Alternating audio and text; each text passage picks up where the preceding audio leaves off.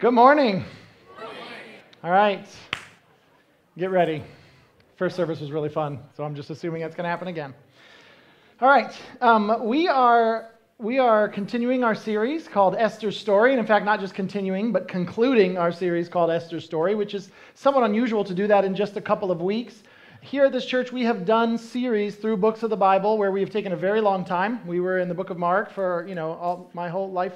We were in the book of Mark for a couple of years. We did a long series one time through the book of Ecclesiastes. We did a long series through the book of Exodus, if you were here way back then.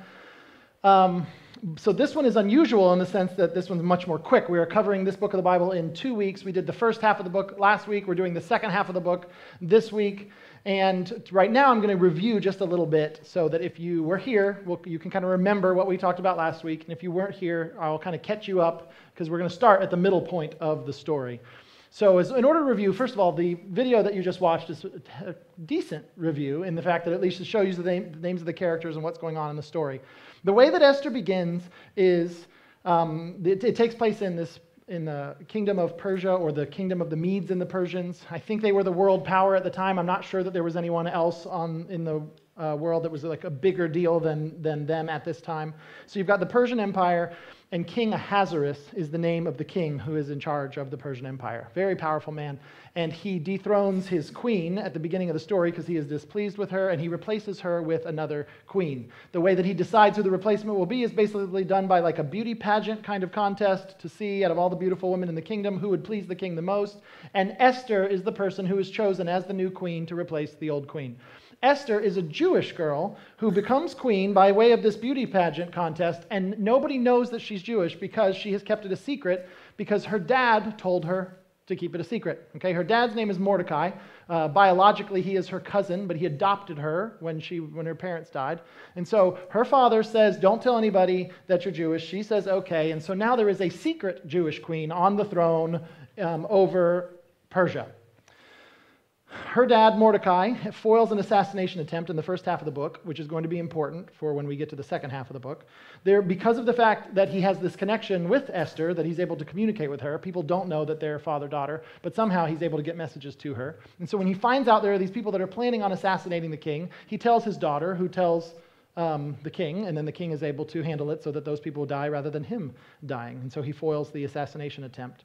Another character that is introduced in the first half of the book's name is Haman. Haman is the villain of the story. He is an evil, wicked man. He is second in command over the Persian Empire. He's like the second in command guy after the king. And he is a terrible Hitler of a man. And he hates Mordecai in particular. So as he walks around and he sees that Mordecai will not bow down to him and show him the respect that people in that culture would show to someone who is the second highest person in the entire empire, he gets so upset that he wants to kill Mordecai, but not just kill Mordecai, but kill every single Jewish person in the whole land. So he casts a lot, kind of rolls the dice to decide what day he's going to kill every single Jewish person in all of the Persian Empire, and it falls on the, 13th day of the 12th month. And so he decides that's when I'm going to slaughter them all. Then he goes to the king, and he's able to use the king's signet ring, which was a way of being able to pass into law his desires. And so he legislates basically a new, I don't know what you call it, holiday that's called Slaughter the Jewish People Day. All right, and so Slaughter the Jewish People Day is scheduled for, just like he planned, the 13th day of the 12th month. The Jewish people, of course, find out that this is the new law, and they, of course, are very upset. Mordecai in particular, it talks about how he is upset, and so he starts sending messages to the queen. Hey, they're going to kill all of us. Will you please do something about this? She responds, no can do. I'm not able to do anything about this. And he says, well, you better do something about this. And that's kind of how chapter 4 ends, which is where we ended last week. That he says to her, please talk to your husband. And she says, I can't talk to my husband. He's not just like a normal husband. He's the king. And there is a rule around here that you cannot go and speak to him uninvited, even if you're his wife. Okay? You do not get to go and speak to him uninvited. So I can't just go on in there and talk to him until he summons me. He hasn't summoned me in 30 days. He may have moved on to other women. I don't know what he's been doing this month, but he's not talking to me. So I don't have any pull here. I can't do anything about this. And he says, well, you better do something about this. And so she says, okay, I will. I'll fast for 3 days, and my people will, and you make sure your people do that. And then at the end of the 3 days, I will go in there, and he can make an exception, and he can extend his golden scepter, and he can not kill me, but the default setting is I'm just going to get killed attempting to talk to him about this, but I'll do it in order to try to save my people, which is why the video ended with her saying, because if I perish, I perish, because that's what she says at the end of chapter 4. I'll risk my life. Let's go ahead and see what I can do about this. And so that's where we left off last week. So this week we now pick up right where we left off last week, Esther chapter 5. If you have your Bible, you can turn there now. I'll start reading in verse 1. On the third day, and that would be the third day of the 3 days that they were fasting in order to prepare for this big moment. On the third day, Esther dressed up in her royal clothing and stood in the inner courtyard of the palace, facing it. The king was sitting on his royal throne in the royal courtroom facing its entrance. And so she shows up, and she's sitting there going, I'm assuming she's sitting there thinking, here it comes, this might be my last day. I don't know what he's going to do. I don't know what's going to happen next, but I'm going to go in there, and I'm going to risk my life for my people. And she goes in verse 2 it says, as soon as the king saw Queen Esther standing in the courtyard, she won his approval. The king extended the gold scepter in his hand toward Esther, and she approached and touched the tip of the scepter. And so at this point, she's probably now just, okay, the first step is done. That was the big one. I didn't even know if I was going to live long enough to be able to say the next thing that I'm going to say. I am so thankful that I'm alive, but the problem is not over yet. I'm thankful I did not die today, but I still might die on the 13th day of the 12th month this year. So my problem, it's good that he extended the scepter. It's good that I'm not dead right this second, but I still got some problems I got to deal with. And so I'm going to go in there and I'm going to talk to him. So she goes in to talk to him. He is apparently in a wonderful mood. Okay? He normally kills people who come in uninvited, but he extends his scepter and basically says, Esther, what do you want? Even up to half my kingdom, I'll give it to you. He seems to be in an incredibly good mood. Hadn't talked to her in a month, and then she walks in, and it seems like he's going, oh, Esther, my favorite wife. I kind of forgot about you. Come on in and let's chat. What would you like? And so she is pretty subtle in the way that she handles it. She does not just immediately go, please, please, please save my life, and there's someone who's trying to kill and they're trying to slaughter the Jewish people, and will you please do it? She plays it real chill, and she says, what I would like is for you to come to a party that I'm throwing for you. Okay, a banquet. I have a banquet. You and bring Haman along. You and Haman are invited to a banquet, and I would like you to come to it. And the king's like, easy enough? Sure. So he shows up. So now they're eating, and they're drinking wine, and they're banqueting. And at some point, the king says, all right, what do you want? I know that you did not risk your life so that you could go on a date with me, with Haman being there in the room. You know what I mean? This is not, I know this wasn't your, I'm going to risk my life for it moment. This is not what you're into. What is it that you really want? And I don't know if she's still scared to say what it is or if this is just part of her long-term plan, but she says, well, what I want is for you to come to another banquet tomorrow. And then at that banquet, and so I'll just read it to you. This is verse 7 of chapter 5. Esther answered, this is my petition and my request. If the king approves of me, and if it pleases the king to grant my petition and perform my request, may the king and Haman come to the banquet I will prepare for them. Tomorrow I will do what the king has asked. Okay, and what the king has asked is, tell me what you want. So she's saying, tell you what I want is going to happen if you'll just come to a second banquet tomorrow. He says, sure. So they all go their separate ways. King does his thing. Esther does her thing. Haman goes home incredibly happy. Okay? He is going home thinking about how awesome he is and how he just got invited to this exclusive banquet where the queen invited him and the king. That was the only two people that are invited to this banquet, the king and him. So he is sitting there. He is skipping home. He is super happy. Those are my words. It doesn't say he skipped. But it does say in verse 9, he left full of joy and in good spirits. Right? So he's walking home going, this is so fantastic. I'm awesome. I am rich. I am influential. I am, I think, the second most important person in the world. I'm the second best guy in the world. And the queen gets it. Okay, she understands. Because she had this banquet, and there's only two people that are invited. The most powerful man on earth and me, the second most powerful man on earth. And so this is so incredible. And not only did she throw this banquet for me and the king, but she's doing another one tomorrow. And again, we are the only two people that are invited. So he is walking home super happy, thinking about how awesome his life is. And then Mordecai is there. And as he walks past Mordecai, Mordecai is doing whatever he's doing, but he's showing no respect for Haman. And Haman is just sitting there, and he's so angry, and I want to kill him so bad. And so he goes home, and at his home, his wife is there and his friends are there. And he does a little speech. And the speech basically has 2 points, okay? Point number 1 is, I'm awesome.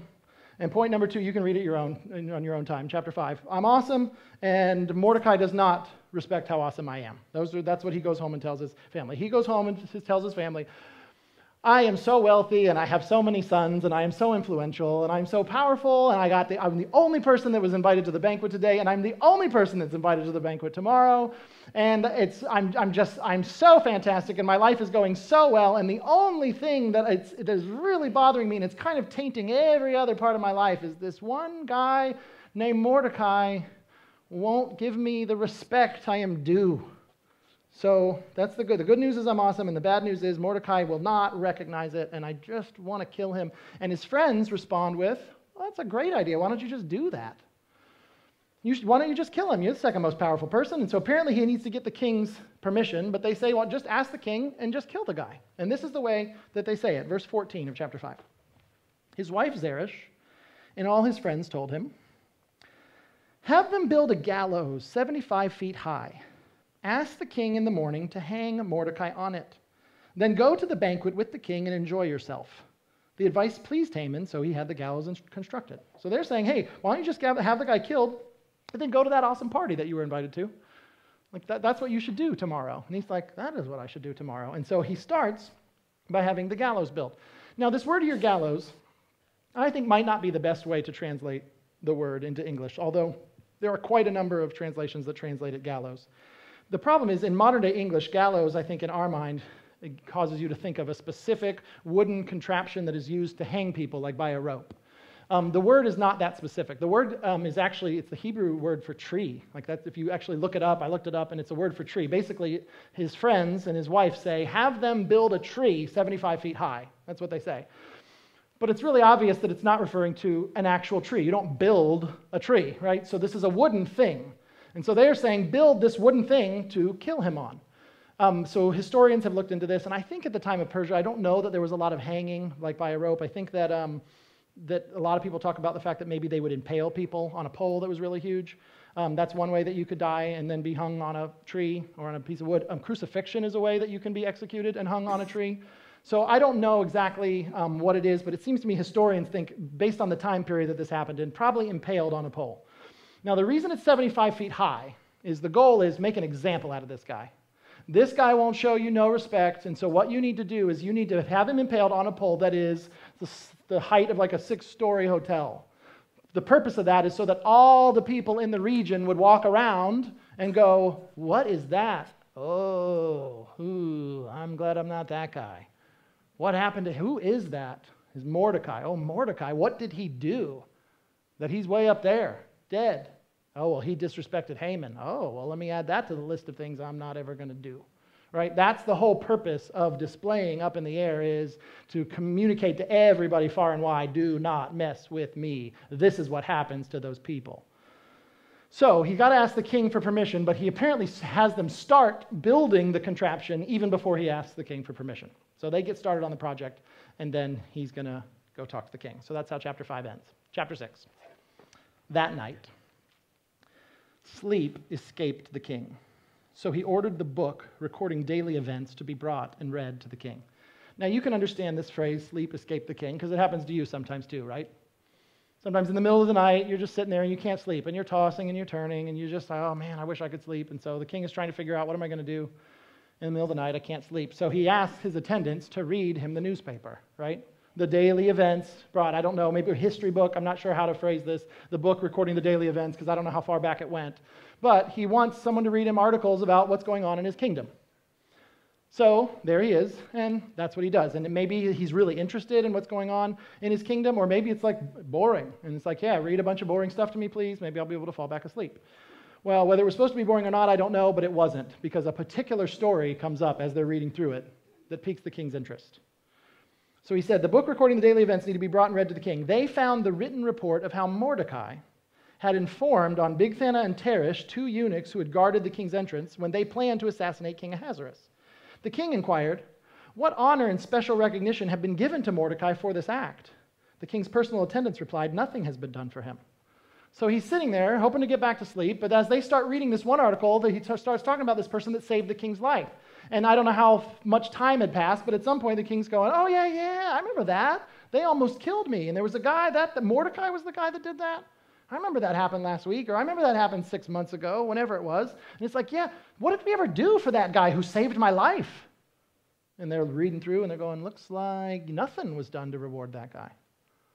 So now the king is sitting there thinking, well, we need to do something to reward that guy. Meanwhile, Haman is showing up to ask if he can kill that guy, right? So this some serious bad timing is about to happen. So he's sitting there going, how can I honor Mordecai? Verse 4, the king asked, who is in the court? Now Haman was just entering the outer court. We know why he was just entering, right? He's coming to ask if he can kill Mordecai. So now Haman was just entering the outer court to ask the king to hang Mordecai on the gallows he had prepared for him. The king's attendants answered him, Haman is there standing in the court. Have him enter, the king ordered.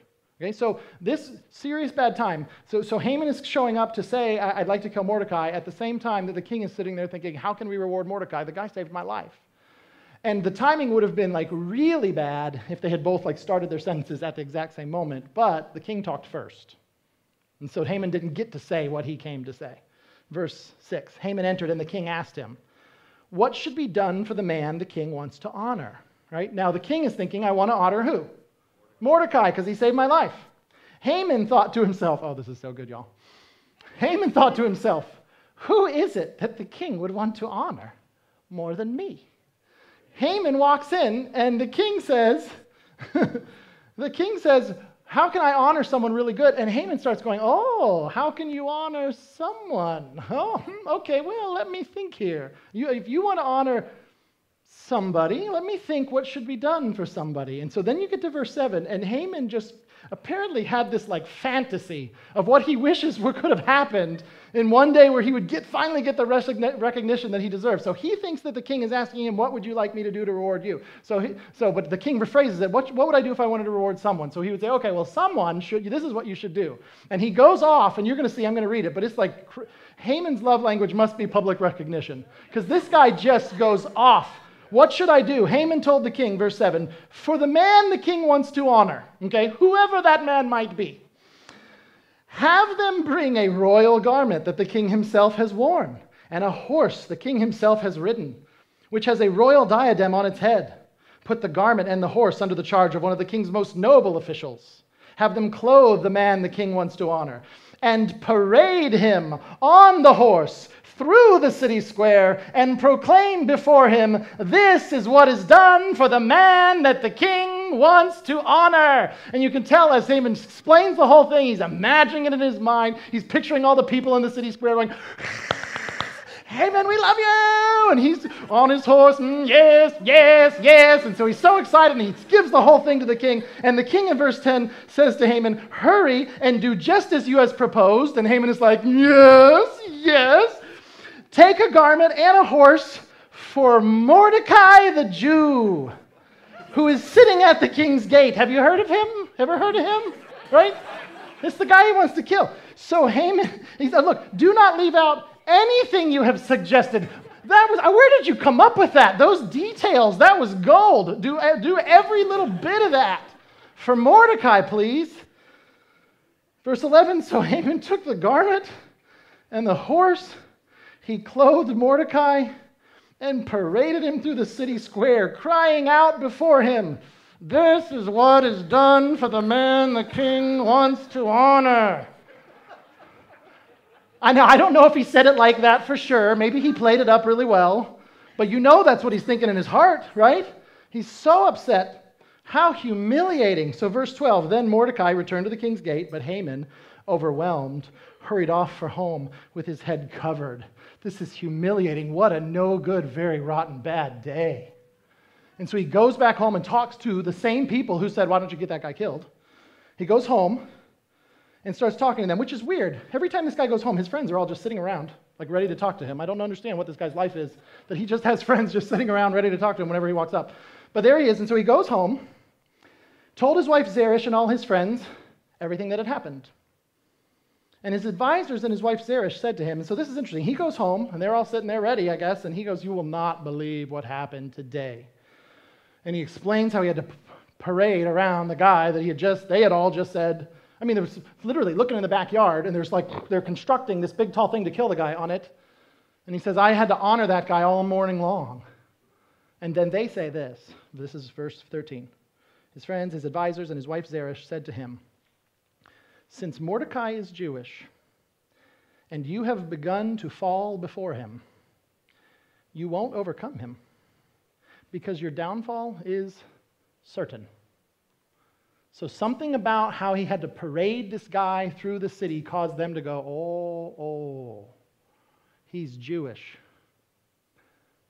His God is not going to let you win. Like in the battle between Haman and Mordecai, you're not going to win it. The reason that what happened today to you, that's the beginning of a curse that's going to go all the way out. And I don't think they get to discuss too much, because it looks like they get interrupted right in the middle of the conversation. Verse 14, while they were still speaking with him, the eunuchs of the king arrived and rushed Haman to the banquet Esther had prepared. Chapter 7. The king and Haman came to feast with Esther the queen. Once again on the second day, while drinking wine, the king asked Esther, "Queen Esther, whatever you ask will be given to you. Whatever you seek, even to half the kingdom, will be done." I'll give you whatever you want. Just get to it now. Come on, what is it? What do you want? Verse 3, Queen Esther answered, "If I have obtained your approval, my king, and if the king is pleased, spare my life. This is my request. And spare my people. This is my desire. For my people and I have been sold out to destruction, death, and extermination. If we had merely been sold as male and female slaves, I would have kept silent. Indeed, the trouble wouldn't be worth burdening the king." She is apparently not American, right? If you had just enslaved all of us, that would have been fine. But the fact that we're all going to die is why I'm bringing this up. Now, there they are at a table, reclining. The king's there, the queen's there, and Haman's there. And Haman, I think, at this point, is not suspecting anything, right? He's happy to show up to the banquet. He's the honored guest, right? He's sitting there eating his chicken nuggets, listening to the conversation. And she says, "Someone's trying to annihilate me," and I don't know at what point he starts to figure it out, but it becomes real obvious. She says, "Someone's trying to kill me and every single person related to me." And the king, verse 5, King Ahasuerus spoke up and asked Queen Esther, "Who is this? And where is the one who would devise such a scheme?" The three of them are sitting at a table. She says, "Someone's trying to kill me and all my family members." He's saying, who? It's the third person sitting at the same table. So she says it. Verse 6, Esther answered, "The adversary and enemy is this evil Haman." Now, at that point, he's probably choking on his nuggets, right? I mean, that's like, whoa. Because he doesn't know she's Jewish. He doesn't understand any of that. Suddenly he's going, "Oh, no, this is not how I thought today was going to go at all." Haman stood terrified before the king and queen. Verse 7, angered by this, the king arose from where they were drinking wine and went to the palace garden. Haman remained to beg Queen Esther for his life because he realized the king was planning something terrible for him. So they're sitting there, and the king, when he hears about this, storms off, goes into the garden, and leaves Esther and Haman. Awkward. There they are, sitting at the table. And what does Haman do? Haman starts begging her, please do something. I didn't know you were Jewish, didn't know you had anything to do with this. Please, can you have another couple of banquets and do another, I got a request thing, and please don't let him kill me. Because I could tell when he left, that's one of those, he comes back and kills the person kind of thing. I've seen the face before.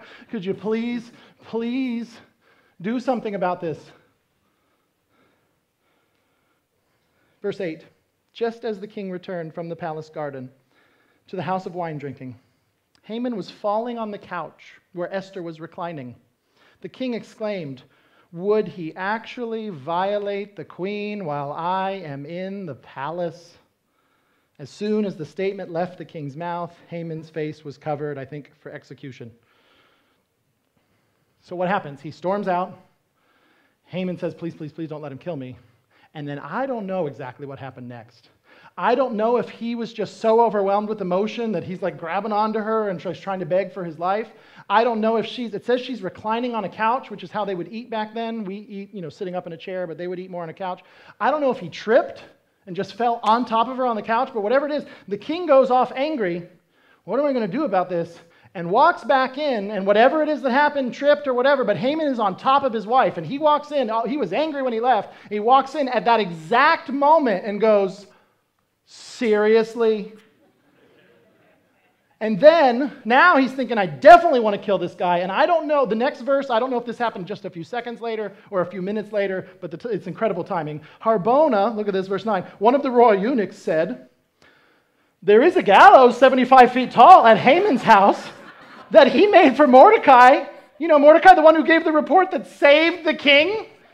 How terrible is that? So there, Haman falls on her. King walks in and sees it, and then someone says, there is a execution instrument at Haman's house. It just got finished. It was for Mordecai, the guy that you honored all morning long. Anything you might want to do with such a structure? The king commanded, hang him on it. The him being Haman. They hanged Haman on the gallows he had prepared for Mordecai. And then the king's anger subsided. This is incredible, isn't it? This should be in the Bible, and this is good. So the rest of the book of Esther takes place in chapters 8, 9, and 10. There are 3 chapters left. I am not going to read those 3 chapters in their entirety. I will mostly summarize what happens in those chapters for you and just read a little bit of them. In chapter 8, Esther goes back to the king a second time and says, will you please do something about Slaughter the Jewish People Day? Like, it's wonderful that Haman died. Like, that's great. Didn't like him. Very happy he's gone. But that doesn't fix my long-term problem. There's still a law on the books that says you can just go kill Jewish people on the 13th day of the 12th month. So can you please revoke that law? And essentially the answer is no. That the laws of the Medes and Persians cannot be revoked. If we announce something, we announce it. That's the way it is. That's what's allowed to happen on that day. We do not revoke. But the king in chapter 8, essentially, and through the rest of the book of Esther, essentially he gives Haman's position to Mordecai. Mordecai becomes the second in command of the kingdom, and Mordecai gets handed the signet ring in order to make legislation. And Mordecai even gets Haman's property. I think all the property of Haman after he dies goes to Esther, and then Esther handed it over to Mordecai. And so the king basically says to Mordecai, you're second in charge now, and you can't take back the old law, but you can make a second law if you want. You can make a counter law, like you can pass another thing that you think will help. And so Mordecai does. He can't take back the Slaughter of the Jewish People Day, but he can do a new law that says Jewish people can defend themselves and kill their enemies day. And we'll make that a holiday too, and we'll make that holiday on the same day as Kill the Jewish People Day. And so that's what Mordecai does. So I'll now read to you that. This is Esther 8, verse 11. The king's edict, and the reason it says the king's edict is because this command, this law, this edict was done by authority of the king. But it's Mordecai's edict in the sense that Mordecai's the one that wrote this. So it's the king's authority, but Mordecai comes up with this. The king's edict gave the Jews in each and every city the right to assemble and defend themselves, to destroy, kill, and annihilate every ethnic and provincial army hostile to them, including women and children, and to take their possessions as spoils of war. This would, next page, take place on a single day throughout all the provinces of King Ahasuerus on the 13th day of the 12th month, the month Adar. A copy of the text issued as law throughout every province was distributed to all the people so that the Jews could be ready to avenge their enemies on that day. Avenge themselves against their enemies on that day. So this is obviously like a violent act that's happening here because you have the first one, go ahead and kill whatever Jewish people you want, and now you have a second law, no, those people can kill their enemies. And in fact, they are able to defend themselves and destroy their enemies. So let me go ahead and read to you just a little bit about this. This is from a commentary. There's a guy named Ian Duguid, who is a seminary professor and pastor, and he wrote a book on Esther. And this is what he says about this part, having to do with the counter law. He says, Mordecai's language deliberately echoed that of the original edict in order to highlight their parallel nature. What Mordecai's edict mandated was measure for measure retaliation by the Jews against their enemies. They could kill those who attacked them, along with their families, and then plunder them, just as their enemies had planned to kill the Jews and their families and take their plunder. This was not merely self-defense, but neither was it license for indiscriminate slaughter. The verb used in verse 13 to describe the action for which the Jews are to be prepared is nacham, I don't know if I'm saying that right, which always indicates punitive retribution for a prior wrong. Those who, like Haman, sought to destroy the seed of the Jews in accordance with his edict would themselves share Haman's fate. The authority of the empire now backed up the threats of the Abrahamic covenant against those who sought to harm the descendants of Abraham, the Jews. However, it was the Jews themselves who would have to carry out the sanctions of the covenant in a kind of holy war against their enemies. And if I'm understanding that correctly, I think what he's saying here is what's happening on this particular day when Mordecai passes the new legislation is partially self-defense against their enemies that are going to attack them, but also similar to what Israel was instructed to do when they entered the Promised Land and they were supposed to destroy the wicked nations that were there. Going back even to like as early as the book of Genesis, God had said, there are these wicked nations, and I'm going to judge them through you. That the Israelites one day, the descendants of Abraham, are going to show up and they're going to kill all of these people who are in the Promised Land. And there's a point in Genesis where God basically says, their wickedness has not reached its fullness yet. They are evil, but they're not as evil as they're going to get. But when their iniquities reach their fullness, I'm going to send you in there essentially to judge the evil nations. And it seems that maybe a little bit of that is what's going on here. The Jewish people are allowed to defend themselves, and they are doing something similar to in the Promised Land. They are an instrument of God's judgment on these people who are their enemies. There might even be a connection here in the mind of a Jewish person when you look at Haman's name and then you start thinking about previous holy wars back in earlier times in the Old Testament. That multiple times in this book, Haman is referred to as an Agagite. I don't know if you noticed that. Agagite would mean that he descended from someone named Agag. I don't know for sure which Agag it is, but there was a famous Agag back in 1 Samuel who was the king of the Amalekites, who was a nation of people that were against the Israelites, and they had battles, and they had a holy war, and the Israelites were supposed to destroy every one of them. And so there might even be a connection here in the mind of a Jewish person that's reading this, that's seeing these battles and all of this bloodshed that's about to happen as the Jews defend themselves and as they fight their enemies, and connect it back to earlier times when they were in the Promised Land and commanded to do such things.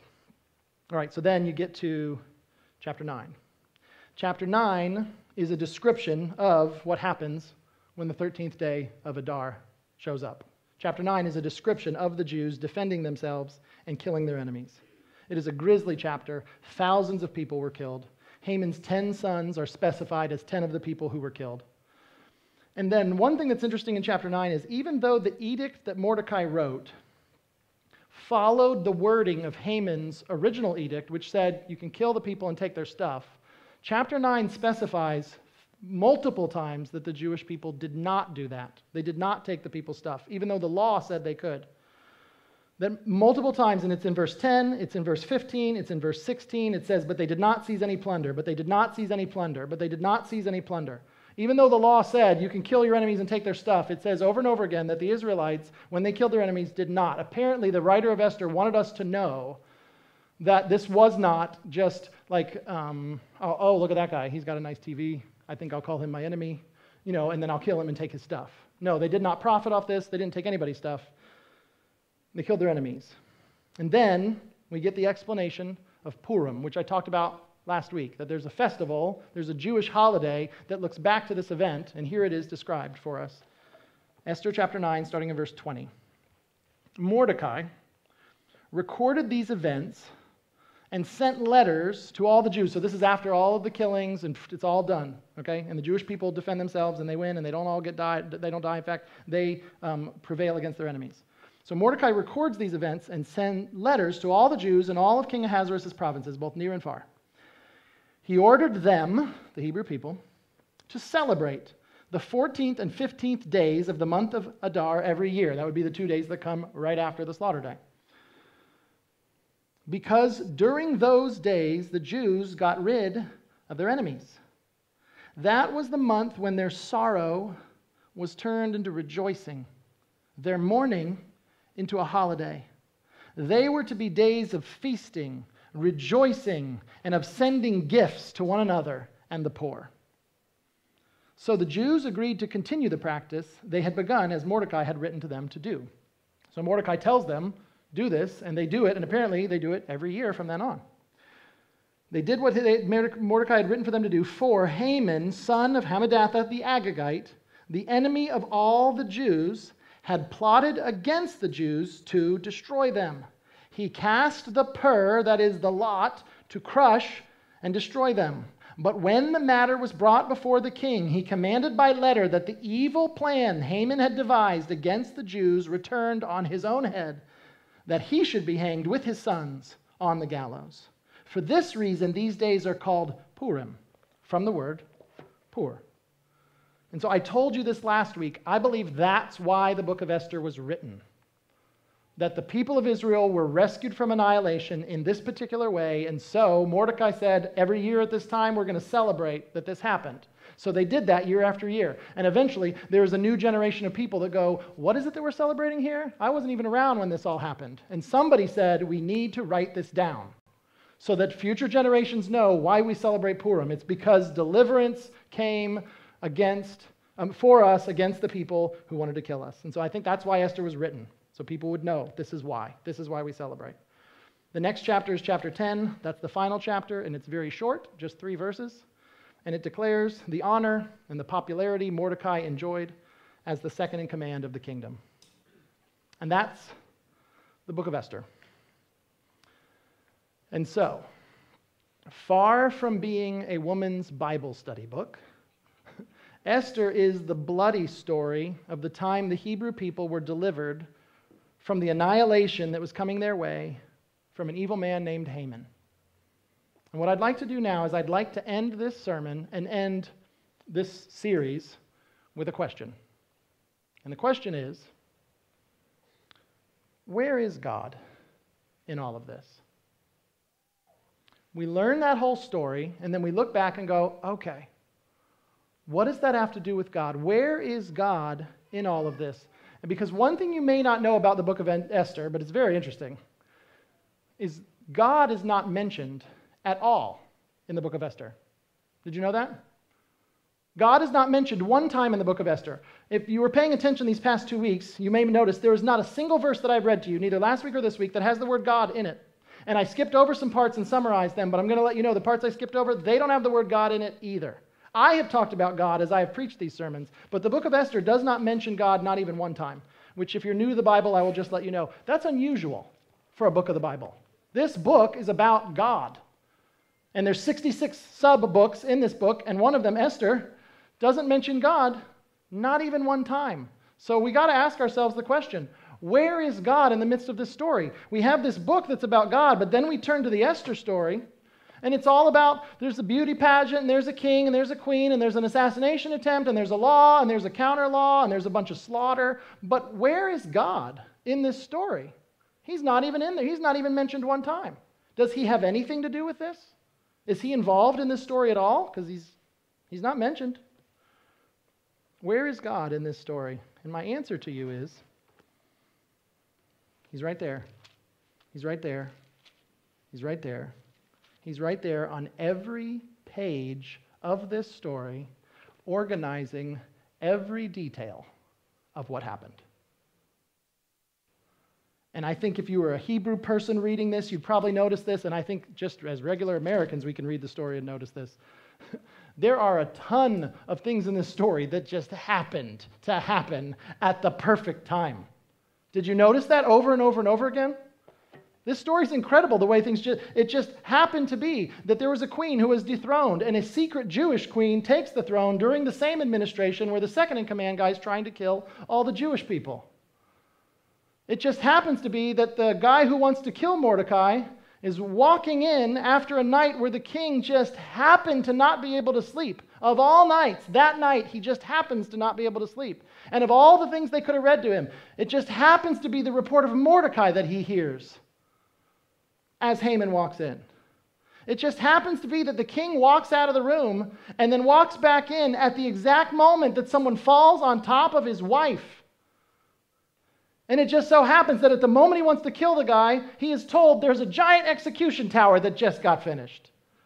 What I'm trying to tell you is I believe those things are not astonishing coincidences. You are supposed to read the story and realize that's God. governing over the deliverance of his people. And in fact, there are multiple places in this story where God is implied. The story wouldn't make sense if the God of Israel is not there. I'll show them to you. There's more than two, but I'm going to show you two of them. There's two times where the verse wouldn't make sense if the God of Israel is not real and there and a part of this. The first one I want to show you is in chapter 4, verse 14. This is the words of Mordecai. He's talking to Esther. He says, do something about this. She says, I can't do anything about this. He says, you better do something about this. And then he says it this way. He says, if you keep silent at this time, liberation and deliverance, what happened? Will come. Liberation and deliverance will come to the Jewish people. Mordecai says salvation is going to come. It will come to the Jewish people. From where? It's so weird. He doesn't say God. He says from another place.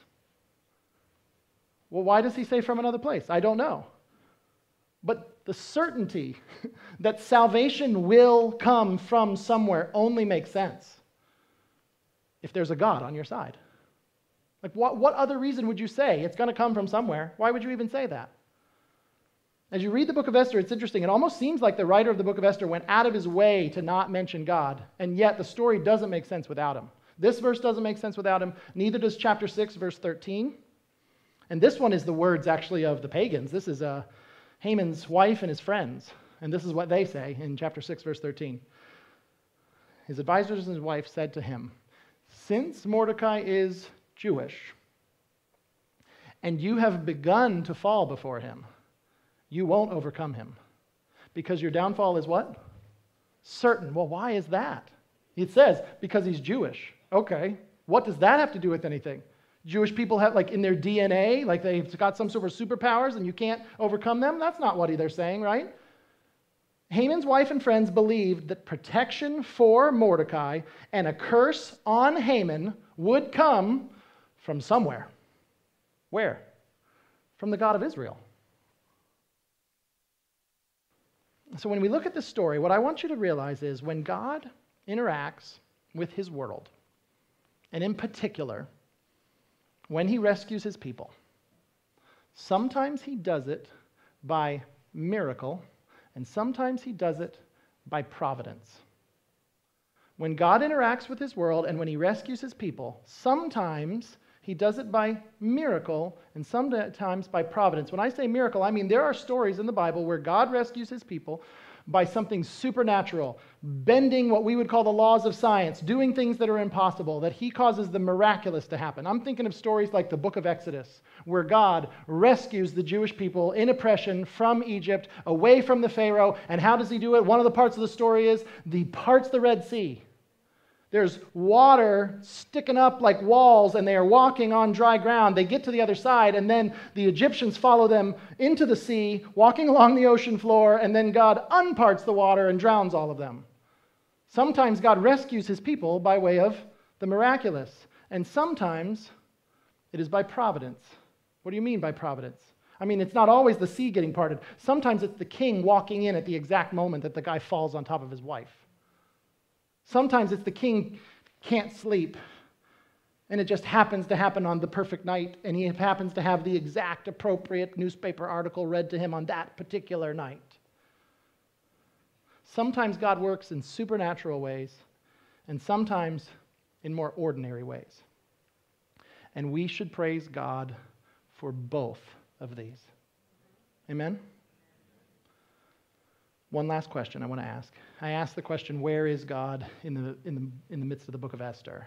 But I want to end with a more personal question. Where is God in your life? Where is God in your story? Because I would imagine that in a room this size, and especially in a year like this one, there are some of you that would say, it feels like he's not in the story at all. I'm just going to be honest.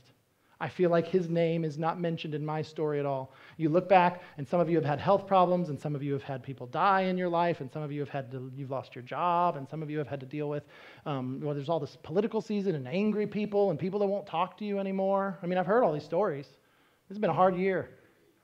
And I bet you there are some people in here that if I said, where is God in your story? You'd go, yeah, feels like he's not there at all. And so what I want to say to you is this. Where is God in your life? He is right there, governing over every detail of it, even if there are no miracles.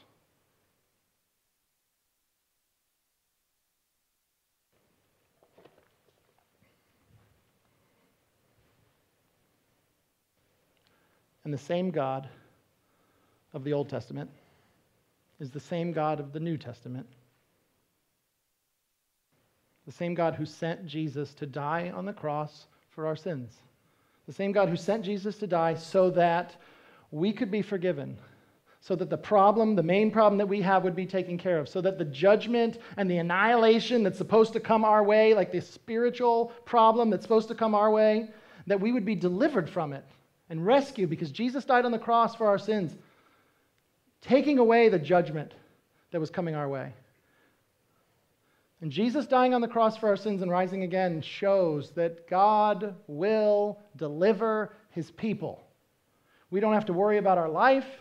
We don't have to worry about our eternity. We can, kind of like Mordecai, say, deliverance will come someday from somewhere. It's already been purchased. It's already been taken care of. And so let me just end by reminding you, in your life, even when it feels like God is not there, he's there. Especially if you belong to Jesus Christ, he is there on every page of your story. Let's pray. God, I thank you. I thank you that you're not simply the God of Esther and Mordecai, but detached from us. But that you sent your Son to save us. That there is deliverance coming from us. That we could look at our lives and even like Mordecai did, look at things and go, whoa, there's something really bad coming. And we can say, well, wait a minute, no. Ultimately, I am certain we will be okay. And God might do something supernatural, or he might do something ordinary. But he's got this, and he's got me. And so we thank you for that comfort.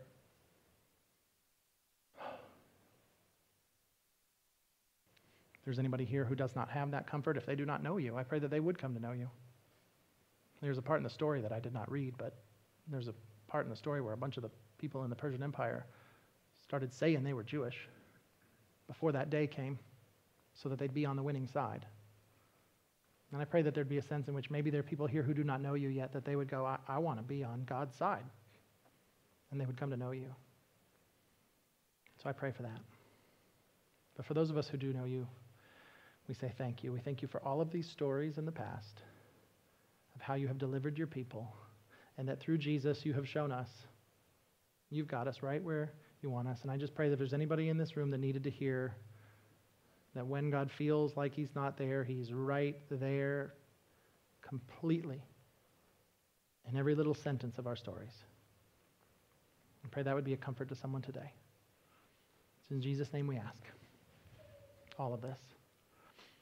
Amen.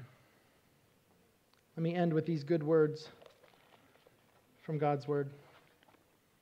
What then are we to say about these things? If God is for us, who is against us? He did not even spare his own Son, but offered him up for us all. How will he not also, with him, grant us everything? That's good news.